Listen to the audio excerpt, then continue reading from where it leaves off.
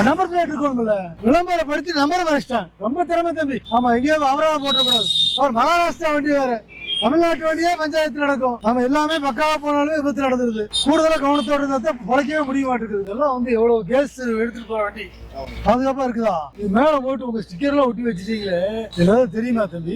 Sir joint வேற வீடியோலாம் பார்த்துட்டா சார், காலையில வந்தோடனே டேஞ்சர் கிளாஸ் எல்லாமே பார்த்துட்டு தான் எல்லாம் இருக்கீங்க.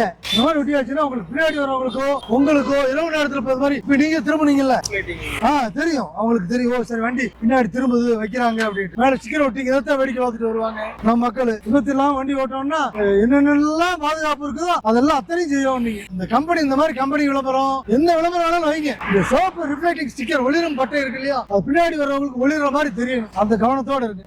சரியா தம்பி, பத்திரமா போயிட்டோம்.